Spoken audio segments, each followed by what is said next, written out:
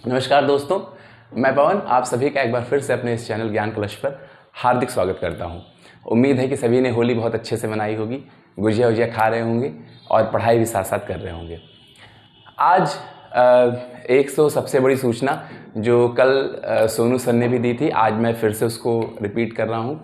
जो CUET है उसकी डेट, जो आखिरी डेट है वो बढ़ा दी गई है 30 मार्च। ठीक है, 30 मार्च तक आप अपने एप्लीकेशन फॉर्म भर सकते हैं।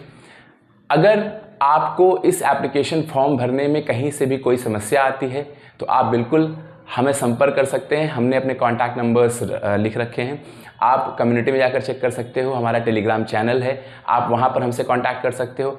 मतलब ये कि आपको अगर कहीं से भी लगता है कि किसी भी तरह की कोई प्रॉब्लम है, बिल्कुल आप हमें संपर्क करिए, हम आपकी उस समस्या का समाधान करेंगे। ठीक है, फिर से एक बार मैं कहूँगा, CUET की आखिरी डेट 30 मार्च तक बढ़ा दी गई है। आप बिल्कुल इस फॉर्म को भरिए और इससे आप बिल्कुल जो हमारा वो है CUET के थ्रू, जैसा कि मैं आपको पहले से बताता चला आ रहा हूँ कि जितनी भी सेंट्रल यूनिवर्सिटीज़ हैं 44, उनके जो अंडर ग्रेजुएट कोर्सेज हैं उसमें एडमिशन के लिए हमारा एक कॉमन एंट्रेंस टेस्ट है। ठीक है, तो इस चैनल ज्ञान कलश के माध्यम से हम आपकी इस CUET की पूरी तैयारी करा रहे हैं फ्री ऑफ कॉस्ट।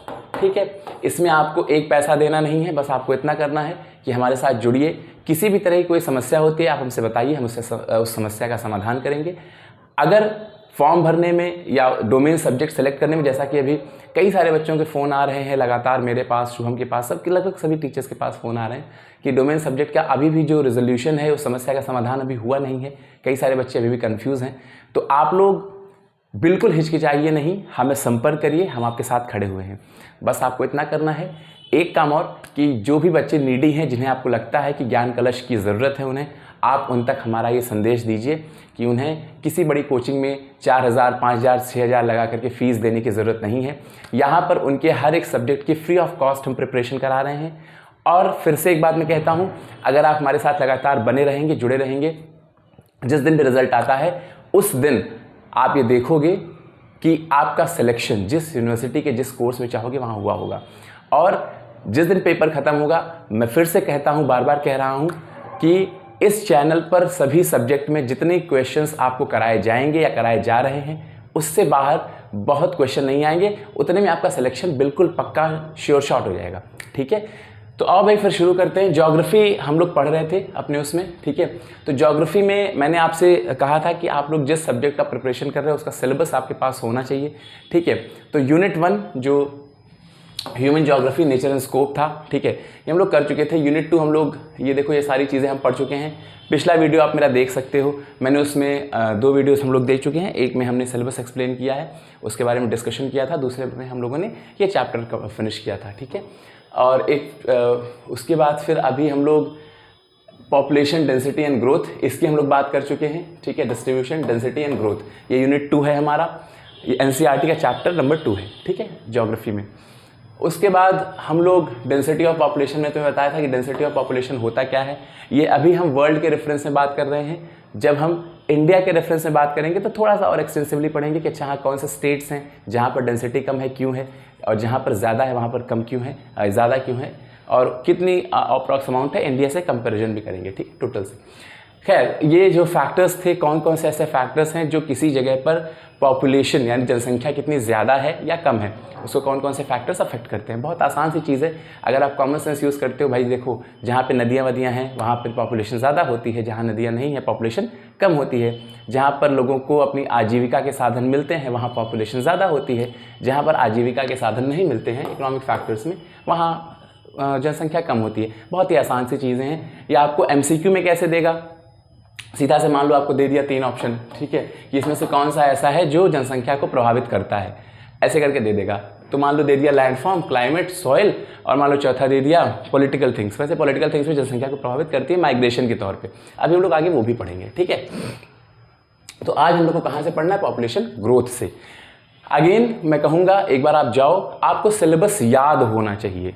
ठीक है, सिलेबस जब याद होगा तभी आप जो हम पढ़ रहे हैं उससे और जो आपको पढ़ना है उससे दोनों में एक सिंक्रोनाइजेशन कर पाओगे कि दोनों साथ साथ चल रहे हैं या नहीं चल रहे हैं।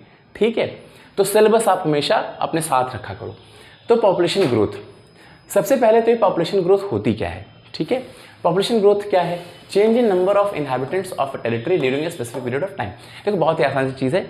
पॉपुलेशन ग्रोथ का ये मतलब हुआ, अब ग्रोथ क्या है? ग्रोथ पॉजिटिव भी हो सकती है, ग्रोथ निगेटिव भी हो सकती है, ठीक है। कभी कभी जनसंख्या बढ़ जाती है, कभी कभी जनसंख्या घट जाती है। तो एक निश्चित सीमा में, एक निश्चित टाइम में, ठीक है, एक निश्चित सीमा में, यानी आप कह सकते हो निश्चित जो हमारा फिजिकल बाउंड्रीज हैं, ठीक है, में एक निश्चित टाइम में जितने लोग रहते हैं उनको हम काउंट कर लेते हैं। तो उनमें अगर कोई बदलाव आता है तो उसी को क्या बोलते हैं? ग्रोथ। सो ग्रोथ पॉजिटिव भी हो सकती है, ग्रोथ नेगेटिव भी हो सकती है। जैसे अगर मान लो कहीं 100 लोग रहते थे, एक साल में 90 हो गए तो नेगेटिव ग्रोथ हुई, 110 हो गए तो पॉजिटिव ग्रोथ हुई। ये ऐसे होता है, ठीक है। फिर क्या है? कुछ कॉन्सेप्ट्स हैं, जैसे ग्रोथ मैंने बताया नेट चेंज होता है, ठीक है, with space and time. Space means boundary, time means, अब जैसे मान लो बाउंड्री क्यों इंपॉर्टेंट है? मान लो तुम यूपी की बात कर रहे हो तो हमेशा यूपी की ही बात करोगे, ठीक है। मान लो इंडिया की बात कर रहे हो तो हमेशा इंडिया की बात करोगे, इसलिए इंपॉर्टेंट होता है। फिर क्या है? Growth rate. रेट क्या होता है? रेट हमेशा आप लोग जिसने भी क्लास 8 तक मैथमेटिक्स पढ़ी होगी उसको पता होगा। रेट मीन्स होता है परसेंटेज, ठीक है, यानी जब आप जो चेंज है उसको बेस से डिवाइड कर दो, ठीक है। मान लो चेंज 10 का हुआ और ओरिजिनल पॉपुलेशन 100 थी तो कितना हो जाएगा? 10%, ठीक है। इसी को हम लोग रेट बोलते हैं। फिर 2 वर्ड्स और है यहाँ पर, नेचुरल ग्रोथ। नेचुरल ग्रोथ कैसे होती है? देखो अगर आप बाकी सारे फैक्टर्स को हटा दो, सिर्फ आपसे पूछा जाए प्रकृति, ठीक है, नेचुरली कैसे पॉपुलेशन बढ़ती या घटती है, तो 2 चीज़ें हैं। अगर इंसान जन्म लेगा तो पॉपुलेशन बढ़ेगी, अगर इंसान की मृत्यु होगी तो पॉपुलेशन घटेगी। तो इसी को हम क्या कहते हैं? Natural growth, birth minus death. अगर बर्थ ज़्यादा है तो नेचुरल ग्रोथ पॉजिटिव होगी, डेथ ज़्यादा है तो नेचुरल ग्रोथ नेगेटिव होगी। फिर क्या है? Actual growth of population. Actual growth माने क्या होता है? देखो सिर्फ ऐसा नहीं कि नेचुरल चीज़ें ही होती हैं, प्राकृतिक चीज़ें सिर्फ ऐसी नहीं होती हैं जो कि किसी जगह की जो जनसंख्या है उसे प्रभावित करती हैं, यहाँ की ग्रोथ रेट को प्रभावित करती हैं। कई बार ऐसा होता है कि जो फैक्टर्स हैं आपके अगल बगल, चाहे वो क्लाइमेटिक फैक्टर्स हों, चाहे पॉलिटिकल रीजंस हों, किसी भी तरह के फैक्टर्स हैं, वो क्या करते हैं? आपकी ग्रोथ रेट को प्रभावित करते हैं, आपकी ग्रोथ को प्रभावित करते हैं, पॉपुलेशन ग्रोथ को। वो क्या होते हैं? कितने लोग आपके घर में आए, यानी कितने लोग उस फिजिकल बाउंड्री में इंटर किए और कितने लोग उस फिजिकल बाउंड्री से बाहर गए। जैसे आप एग्जाम्पल समझो, मान लो आप सीरिया की बात करते हो, ठीक है, तो सीरिया में मान लो कि ऐसा हुआ युद्ध छिड़ता है, तो सीरिया में युद्ध छिड़ेगा तो लोग वहाँ से छोड़ के चले जाएंगे, तो क्या होगा? लोग वहाँ छोड़ के गए तो पॉपुलेशन ऑटोमेटिक डिक्रीज होगी। मान लो सीरिया से वो छोड़ करके लेट्स से कि कोई बॉर्डरिंग कंट्री में, मान लो टर्की में चले जाते हैं, तो टर्की में जाएंगे तो क्या होगा? टर्की की पॉपुलेशन बढ़ेगी। So this is in migration and out migration. लोग बढ़ेंगे या घटेंगे, और क्यों? दैट इज नॉट नेचुरल, ये नेचुरल नहीं है। पॉलिटिकल रीजंस हो सकते हैं, या मान लो आप जोग्राफिकल रीजंस हो सकते हैं, इकोनॉमिक रीजंस हो सकते हैं, बहुत सारे कारण हो सकते हैं, बट अल्टीमेटली क्या है कि ये एक्चुअल ग्रोथ है। तो नेचुरल एक्चुअल ग्रोथ में आई होप कि आप लोग को डिफरेंस समझ में आ गया होगा। अब इस पे एमसीक्यू कैसे बनेगा? देखो बात ये है, जो हम पढ़ रहे हैं वो तो ठीक है, आपको इंपॉर्टेंट बात ये समझनी है कि उस पर एमसीक्यू बनेगा कैसे। आपसे मान लो पूछ लिया नेचुरल ग्रोथ में कौन कौन से फैक्टर्स शामिल होते हैं, ठीक है, which are 2 factors which constitute natural growth. पहला ऑप्शन दे देगा बर्थ, दूसरा ऑप्शन दे देगा डेथ, तीसरा ऑप्शन दे देगा बोथ, और फोर्थ दे देगा none of these, none of the above.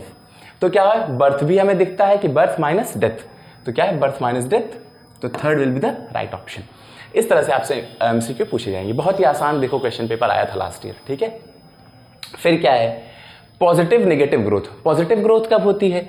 मैंने आपको बताया। अब यहाँ पे देखो, ये है आपका एक्चुअल ग्रोथ। नेचुरल ग्रोथ को अगर मान लो एक समय के लिए हम इग्नोर करते हैं, क्योंकि नेचुरल ग्रोथ क्या है? नेचुरल ग्रोथ सिर्फ प्रकृति पे है, एंथ्रोपोजेनिक रीजन से मान लो मानव निर्मित कारण भी होते हैं। तो हम एक्चुअल की बात करते हैं, मानव निर्मित की भी। देखो बर्थ और इन माइग्रेशन ये पॉजिटिव में है, डेथ और आउट माइग्रेशन ये नेगेटिव में है। ये दोनों जनसंख्या को घटाते हैं, ये दोनों जनसंख्या को बढ़ाते हैं। तो पॉजिटिव ग्रोथ कब होगी? जब बर्थ और माइग्रेशन, इन माइग्रेशन आपका इन दोनों से ज़्यादा होगा। और नेगेटिव ग्रोथ कब होगी? जब ये दोनों आपके ज़्यादा होंगे।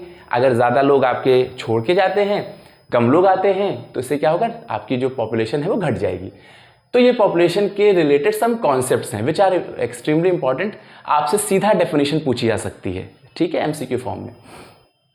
फिर बात क्या है, नेक्स्ट आता है कॉम्पोनेंट्स ऑफ पॉपुलेशन चेंज। आखिर कौन कौन से कॉम्पोनेंट्स हैं जो पॉपुलेशन चेंज को प्रभावित करते हैं। देखो ये भी पिछले स्लाइड में मैंने आप लोगों ने देखा ही, ठीक, क्या क्या देखा, बर्थ, डेथ और माइग्रेशन, चाहे वो इन हो या आउट हो। इसी को एक बार में कहा है। तीन कौन कौन से कंपोनेंट्स हैं। अगेन MCQ कैसे बनेगा, मान लो आपसे पूछा इनमें से कौन सा है जो कि पॉपुलेशन चेंज का कंपोनेंट नहीं है, यानी पॉपुलेशन चेंज को प्रभावित नहीं करता है। तो बर्थ भी करता है, बर्थ से बढ़ेगी जनसंख्या, डेथ होगी, डेथ से क्या होगी, घटेगी जनसंख्या, माइग्रेशन से बढ़ भी सकती है और घट भी सकती है। अब यहाँ पर कुछ डेफिनेशंस हैं, ठीक है, कि बर्थ रेट क्या होती है, डेथ रेट क्या होती है। देखो ये जो है, ठीक है, ये डेफिनेशंस पर 1000 पे कैलकुलेट होती हैं। आपका होमवर्क है ये, ठीक है, ये आप क्लास 12 पढ़ के आए हो, ऐसा नहीं कि आपको ये पता नहीं होंगी चीज़ें, ये आपका होमवर्क है ये स्लाइड पूरी, ठीक है। आपको ये डेफिनेशंस पढ़नी है। इंपॉर्टेंट पार्ट ये दोनों चीज़ें हैं, ठीक है। आपसे सीधा डेफिनेशन पूछेगा, यहाँ पे नंबर्स चेंज कर सकता है, जैसे यहाँ पे पर 1000 पे कैलकुलेशन होता है। मान लो एक ऑप्शन में दे दिया 10,000, एक ऑप्शन दे दिया 100, एक ऑप्शन दे दिया 10 और एक में दे दिया 1000। तो आपको ये ऑप्शन सही लगा के आना है, सीधा यही MCQ आएगा इसका, ठीक है। इसमें भी पर था, बस आपको ये याद रखना है कि यहाँ पर जो भी कैलकुलेशन होता है क्रूड डेथ रेट का या बर्थ रेट का या कोई सा भी, वो किस बेसिस पर होता है, सिर्फ 1000 के बेसिस पे। पर 1000 आपके कितने लिविंग चिल्ड्रन हैं, कितने लिविंग चिल्ड्रन की जो डेथ हो रही है वो कितनी हो रही है, पर 1000 पे कैलकुलेशन होता है, ठीक है। ये आपको याद रखना है। बाकी ये क्या है, बर्थ पर ईयर, वैसे मैं बता ही दे रहा हूँ, मैंने आपको होमवर्क दिया, बता भी दे रहा हूँ, ठीक है। Birth rate divided by total population. अब देखो टोटल पॉपुलेशन क्या है, एक साल में यहाँ पे कहता है पॉपुलेशन, तो ये पॉपुलेशन कांस्टेंट नहीं होती है। अब 2021 में मान लो हम बात करेंगे, 2021 में ऐसा तो है नहीं कि पॉपुलेशन कांस्टेंट है, तो हम मिड ईयर की लेते हैं, ठीक है, कि मिड पॉपुलेशन लेते हैं। सेम यहाँ पर है, ठीक है। तो ये मिड पॉपुलेशन होती है कि अच्छा भाई बीच में एक एवरेज ले लेते हैं कितनी पॉपुलेशन थी, ये डेथ है, ये बर्थ है। तो birth divided by total average population multiplied by 1000 and same goes with CDR यानी क्रूड डेथ रेट, ठीक है। एक बार फिर से आपको स्लाइड देखनी है, आपको इंपॉर्टेंट दो चीज़ें याद रखनी है। यहाँ पर ये मिड पॉपुलेशन की बात करती है जो कि ईयर के बीच का है, यहाँ पर ये 1000 पर 1000 की बात होती है। जो चेंज करेगा यही 1000 पे और 100 पे चेंज करेगा, ठीक है। या तो इसको P/BI कर देगा बस इंटू 1000 और बोलेगा ये सही है कि वो सही है। आप एग्जाम हॉल में कंफ्यूज हो जाते हो, ठीक है, आपको कंफ्यूज नहीं होना है बस। अगर आप कंफ्यूज नहीं होगे तो आसानी से MCQ आपका सॉल्व हो जाएगा। अच्छा भाई, फिर देखो यहाँ पर एक क्वेश्चन दिया है मैंने, ऐसे कौन कौन से फैक्टर्स हैं जो मोर्टालिटी रेट को प्रभावित करते हैं। देखो मोर्टालिटी रेट में कितने बच्चे जिंदा रहते हैं, मरते हैं, इसको मोर्टालिटी रेट कहते हैं, ठीक है। अब मोर्टालिटी रेट, अब जैसे बहुत सारी चीज़ें हैं, जैसे मान लो कि कहीं पर हॉस्पिटल्स हैं वो अच्छे बने हुए हैं, तो मोर्टालिटी रेट क्या होगी, उस पर प्रभाव पड़ेगा। बच्चे ज़्यादा जिएंगे, उनका जो लाइफ एक्सपेक्टेंसी होगी वो ज़्यादा होगी। अगर मान लो कहीं पर हॉस्पिटल्स अच्छे नहीं हैं तो वहाँ पर क्या होगा, चीज़ें डिफरेंट हो जाएंगी, उल्टी हो जाएंगी, ठीक है। फिर बात आती है भाई माइग्रेशन, ठीक है। माइग्रेशन मैंने आपको बताया, माइग्रेशन दो तरह का होता है, इन आउट, कहीं पर लोग आते हैं, कहीं से लोग जाते हैं। तो मान लो एक प्लेस है A, एक प्लेस है B, ठीक है। एक वर्ड आप लोग बहुत सुनते होंगे, रोहिंग्याज। आपका होमवर्क है, रोहिंग्याज कौन है, ठीक है, इनकी हिस्ट्री क्या है, कौन से कंट्री से ये बिलोंग करते हैं और कहाँ पर ये सीख कर रहे हैं, क्या बोलते हैं, शरणार्थी, कहाँ पर रिफ्यूज कहाँ सीख कर रहे हैं, ठीक है। अभी इनके एक बहुत बड़े कैंप में आग भी लगी थी कुछ दिन, मुझे लगता है एक हफ्ते पहले, से ज़्यादा की बात नहीं होगी, ठीक है। तो रोहिंग्या कहाँ के शरणार्थी हैं, कहाँ पर शरण खोज रहे हैं। तो जैसे मान लो मैंने आपको एग्जाम्पल दिया सीरिया का, तो मान लो सीरिया से लोग जाते हैं कहाँ, टर्की, ठीक है, या मान लो कहीं और चले जाते हैं, तो टर्की देख लेते हैं, ठीक। तो अगर सीरिया से वो बाहर निकल रहे हैं तो सीरिया क्या है, प्लेस ऑफ ओरिजिन, जहाँ से वो निकल रहे हैं, और दूसरा क्या है, प्लेस ऑफ डेस्टिनेशन, जहाँ तक वो पहुँच रहे हैं। Place of origin and place of destination, ठीक। प्लेस ऑफ ओरिजिन क्या होता है, जहाँ से लोग शुरुआत करते हैं, प्लेस ऑफ डेस्टिनेशन क्या है, जहाँ पर वो पहुँचते हैं। नेक्स्ट क्या है, इमिग्रेशन और एमिग्रेशन, ठीक है। ये देखो ये कई बार बच्चों को कंफ्यूज करता है, ठीक है। देखो मैंने कैसे याद किया, मैंने कहा जहाँ पे ई है वहाँ पे एग्जिट है, ठीक है, ऐसे मैंने याद किया। तो ई मीन्स क्या होता है, immigration and exit. So if अगर कोई यहाँ से किसी जगह से एग्जिट कर रहा है तो इमिग्रेशन है, अगर कहीं से कोई अंदर आ रहा है, किसी जगह पे अंदर आ रहा है, तो क्या है, इमिग्रेशन है। जैसे अगर मान लो कश्मीर है, एग्जाम्पल दे रहा मैं, कश्मीर से मान लो कश्मीरी पंडित क्या हुए थे, 90s में क्या हुआ, पलायन किया उन्होंने 1989 के बाद, ठीक है। तो जो पलायन हुआ वो क्या हुआ, एमिग्रेशन, क्यों, वहाँ से एग्जिट किया उन्होंने, ठीक। और अगर मान लो वहाँ पर आज वो जा करके बस जाते हैं तो क्या होगा, इमिग्रेशन होगा, ठीक है। तो ये डिफरेंस है। याद कैसे किया मैंने अपनी ट्रिक बता दी। किसी को अगर अच्छे से याद हो जाता है भाई बहुत अच्छी बात है, नहीं याद होता है तो आप इस ट्रिक का यूज़ कर सकते हो, ठीक है। फिर है पुश एंड पुल फैक्टर्स, ठीक है। देखो जब इमिग्रेशन या एमिग्रेशन होता है, जब कोई किसी एक जगह को छोड़ता है और दूसरी जगह पे पहुंचता है, तो कई सारे ऐसे फैक्टर्स होते हैं जो उन चीज़ों को प्रभावित करते हैं। जैसे अब देखो ये मैंने इसके बाद कुछ लिखा नहीं है, ठीक है। ये बहुत ही जनरल चीज़ें हैं। जैसे मान लो अगर कहीं पर पॉलिटिकल सिचुएशंस बहुत अच्छी हैं, ठीक है, मान लो कि वहाँ पर सारा सब कुछ बहुत ही दूध दही की नदियाँ बह रही हैं, विकास हो रहा है, इकोनॉमिक कंडीशंस अच्छी हैं, तो क्या होगा, लोग वहाँ पर आएंगे, क्या होगा, वहाँ पर पुल होंगे, उन्हें खींचा जाएगा। या मान लो कहीं पर जैसे सीरिया है, मैं बार बार नाम लेता हूँ सीरिया का, या मान लो हमारा इजराइल वाली जो वो है पैलेस्टाइन वाला, वो कॉन्फ्लिक्ट चल रहा है वहाँ पे, तो मान लो वहाँ से लोग क्या कर रहे हैं, वहाँ से बाहर जा रहे हैं। क्यों जा रहे हैं, क्योंकि वहाँ पे लड़ाई चल रही है, तो पॉलिटिकल सिचुएशन इतनी अच्छी नहीं है, तो लोग क्या करेंगे, पुश करेंगे, वहाँ से वो कंडीशंस को पुश कर रही है, भाई तुम बाहर जाओ। तो ये होते हैं push and pull factors. Push and pull factors क्या होते हैं, जो किसी भी व्यक्ति को किसी पर्टिकुलर जगह से बाहर निकलने या उस जगह पर वापस आने के लिए मजबूर करते हैं। मजबूर का मतलब क्या हुआ कि वहाँ पर उसको अट्रैक्ट करते हैं या यहाँ से उसे उसका मोह भंग कर देते हैं कि भाई अब तुम्हें यहाँ पे नहीं रहना है। अब इसमें बहुत सारी चीज़, जैसे मान लो मैं यहाँ पर हूँ, ठीक है, मान लो मैं गांव में रहता हूँ, मुझे जॉब अपॉर्चुनिटीज़ नहीं मिलती हैं, तो क्या होगा, that will be pushing me to go out of that particular zone, ठीक है। ये जो फैक्टर है कि मेरे पास जॉब नहीं है गांव में, ये मुझे मूव आउट करने के लिए मजबूर करेगा कि भाई तुम गांव में मत रहो। लेकिन अगर मान लो गांव में मेरी पूरी सुविधा आ जाती है, लाइट लग जाती है, सब कुछ हो जाता है, रोजगार मिल जाता है, तो वो चीज़ें क्या होंगी, बाहर से भी जो लोग अपने बम्बई में जा करके या अहमदाबाद में जा करके तमिलनाडु में काम कर रहे हैं, वो भी क्या होगा, अपने शहरों को, अपने गाँवों को वापस आने की कोशिश करेंगे। तो ये क्या होते हैं, पुश एंड पुल फैक्टर्स। ऐसे फैक्टर्स जो किसी जगह पर आने के लिए या उस जगह से निकलने के लिए किसी भी तरह के लोगों को मजबूर करते हैं या वहाँ पर अट्रैक्ट करते हैं, उन्हें पुश एंड पुल फैक्टर्स में बांटा जाता है। अब एग्जाम में कैसे आएगा ये सवाल, एमसीक्यू कैसे बनेगा, आपको मान लो दो वो दे दिया, ठीक है, बोलेगा इनमें से कौन कौन से पुश फैक्टर्स हैं, ठीक है। फिर आपसे कहेगा एडवर्स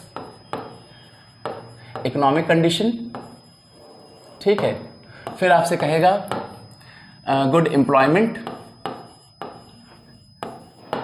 ठीक, पूछेगा इनमें से कौन कौन से ऐसे हैं जो पुश फैक्टर्स के तौर पे काम करते हैं। Option A one only, option B, देखो ये स्लाइड भर गई है, ठीक है, तो समझ लेना टू ऑनली, ठीक, option C one and two, option D none of the above. तो इनमें से कौन कौन सा आपका पुश फैक्टर्स है। इसी को उल्टा भी कर सकता है, मान लो यहां पर पुश को हटा करके पुल लिख देगा। इनमें से कौन कौन से पुल फैक्टर्स हैं जो किसी भी जगह पर लोगों को आकर्षित करते हैं। तो भाई अगर मान लो कंडीशन इकोनॉमिक अच्छी नहीं है, ठीक है, तो क्या होगा, वहाँ से लोग मूव आउट करने के लिए ज़्यादा प्रेरित होंगे। अगर मान लो एम्प्लॉयमेंट कंडीशन अच्छी है तो लोग वहाँ पर आएंगे, तो ये पुल फैक्टर है, ये पुश फैक्टर है, ठीक। तो ऐसे एमसीक्यू इसमें बनेगा। ये बहुत ही जनरल सी चीज़ है, ठीक है, इसमें आपको बहुत रॉकेट साइंस यूज़ नहीं करना है, आपको अपना दिमाग लगाना है।